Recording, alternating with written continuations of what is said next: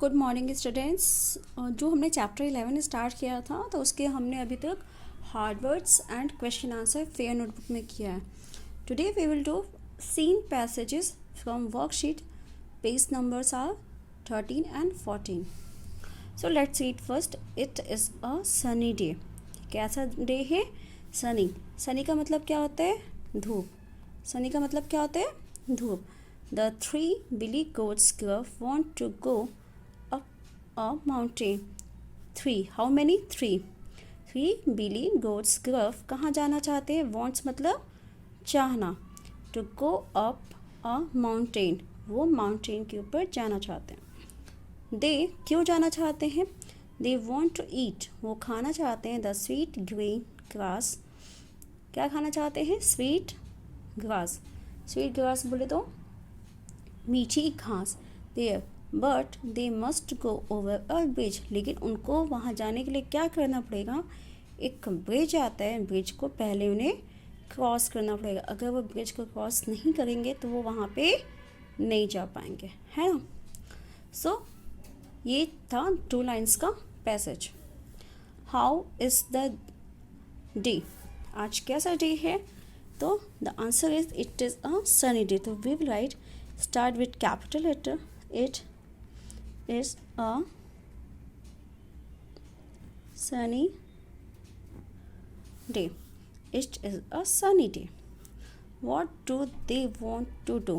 वो क्या करना चाहते थे? वो क्या करना चाहते थे? तो they want to go up a mountain to eat sweet green grass. तो क्या लिखेंगे यहाँ पे? They want to go, want, वो ऊपर तो जाना चाहते थे बट क्यों जाना चाहते थे? Up a mountain. क्यों? To eat sweet grass.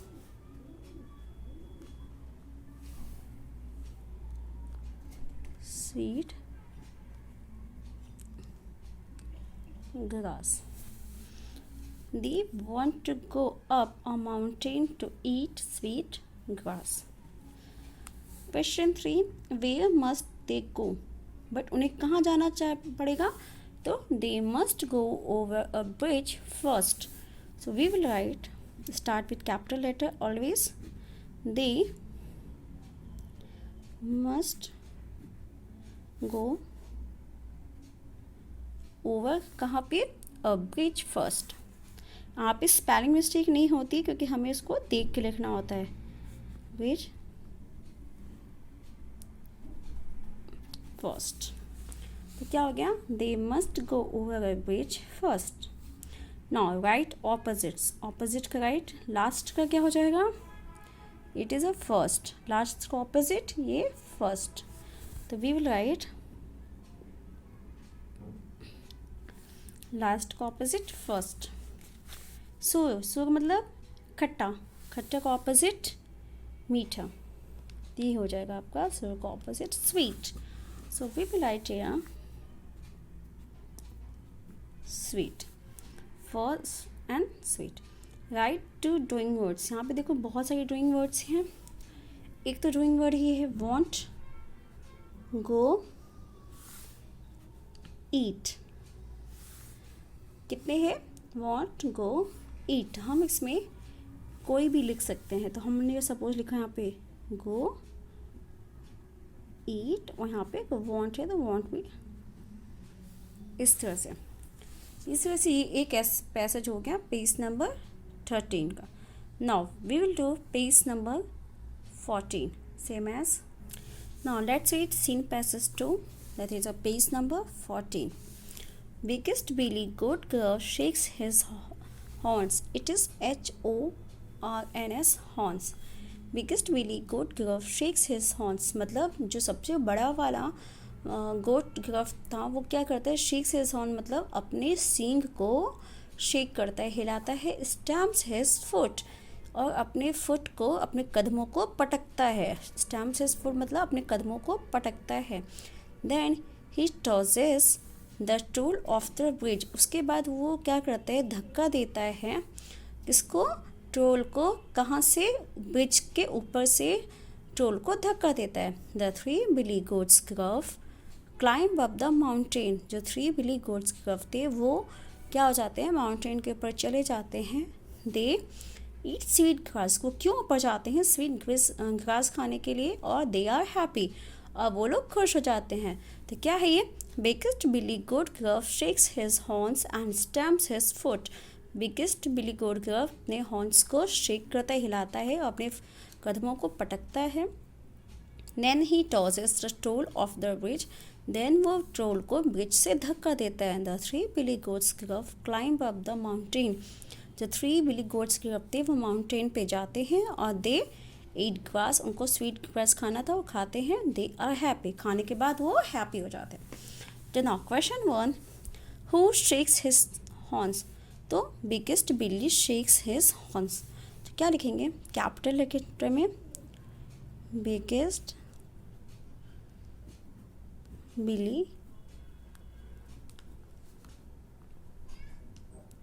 ग्रव, यहाँ पे जी कैपिटल होगा।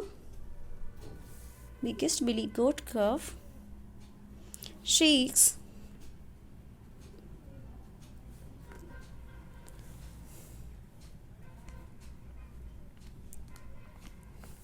और यहाँ पे फुल स्टॉप। तो biggest billy goat gruff shakes his horns. Who climb up the mountain. कौन क्लाइंब करता है, तो दे क्लाइंब अप, है ना। The three billy goats climb up. तो we'll write the three billy goats, यहाँ पे जी कैपिटल होगा। The three billy goats gruff climb up the mountain. Climb the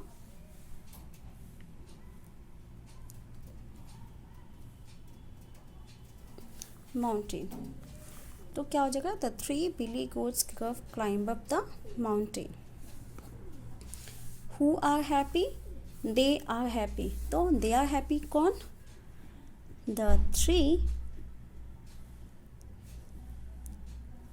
कि हम कौन हैप्पी था, हमें उसको बारे में लिखना है। दे आर हैप्पी, कौन हैप्पी, नो हमें नहीं पता। थ्री बिली गोट्स ग्रव, हमें पूरा आंसर प्रॉपर लिखना होता है। Gruff are